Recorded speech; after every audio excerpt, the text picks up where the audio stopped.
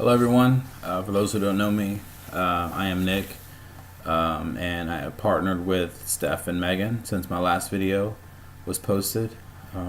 Since that video, I've been posting articles and videos on my social media accounts, mainly from AM Equality. The most recent video that was posted from me was in regard to the PA State Senate pushing through an anti-transgender amendment to the CHIP bill. This amendment, introduced by State Senator Don White, would cut transition-related surgical services to transgender youth. To me, that is a clear sign of discrimination to our transgendered community. And although Senator Don White is not in my district, I will write his office anyway, asking him to rethink that amendment. So with that, posting articles and videos, I participated in the Millersville Pride Fest and was rubbing elbows with Dr. Red K at her booth, providing information on the President's Commission of Sexual and Gender Diversity, passing out pamphlets called Know Your Rights as the LGBTQ student community, and some awesome pride flags and some pretty cool pride memorabilia. That was pretty fun. I also attended a training that was provided through my internship at the Lebanon Medical Center, the Veterans Medical Center, which focused on transitioning and transgendered veterans, and how to provide resources and services. A major part of that training was going over our policy and ensuring that everyone in attendance was clear on the zero tolerance policy of discrimination, which I thought was really awesome, that we went over that policy. I haven't really encountered any barriers, but I have received some pushback and even some negative comments from my conservative social media friends and followers due to my recent push for advocacy.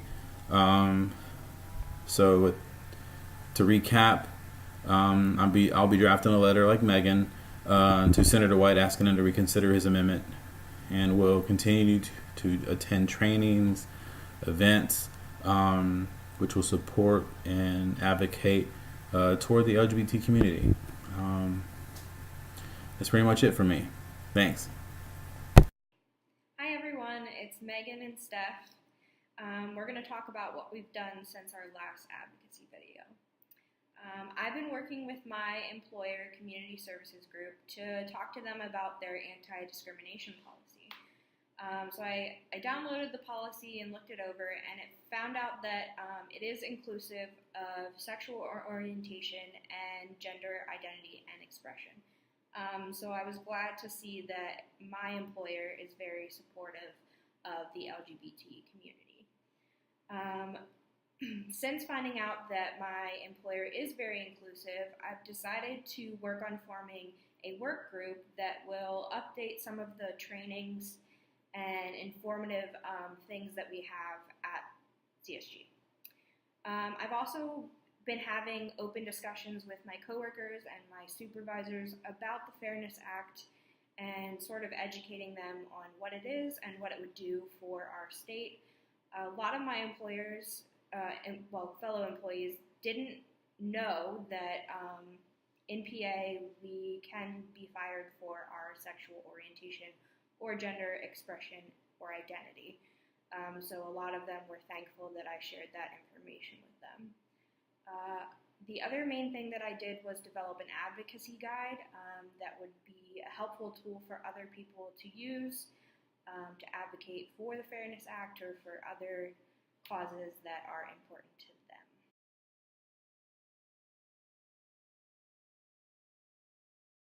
Hi guys, since the last time, I have drafted a letter that each of my group members can send to our different state representatives.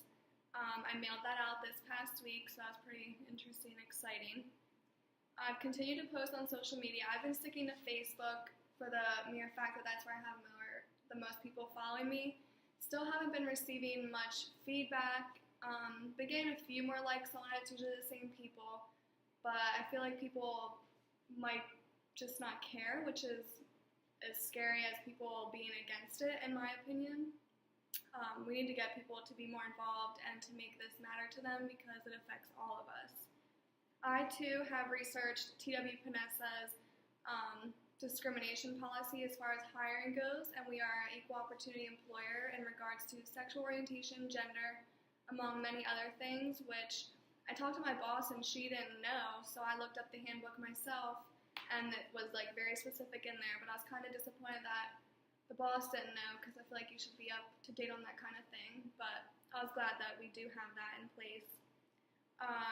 I left a voice message. Well, I spoke to my Senator Grove, I think is his name, his secretary, asking him to support keeping transgendered youth covered under children's insurance because that is kind of up for debate right now on taking transgendered youth out of it and not having them covered. So I just wanted to let him know that as a constituent, I support it and I need him to support it as well. In the future, we're going to continue to keep up to date with the Fairness Act, any updates on it, any news surrounding it, any changes. We are also going to keep the conversation going with peers, colleagues, strangers. We're going to continue advocacy for this as best as we can and just stay informed. I have not yet sent out my advocacy letter to my representatives, so sometime in the next couple of weeks I will be sending that letter out in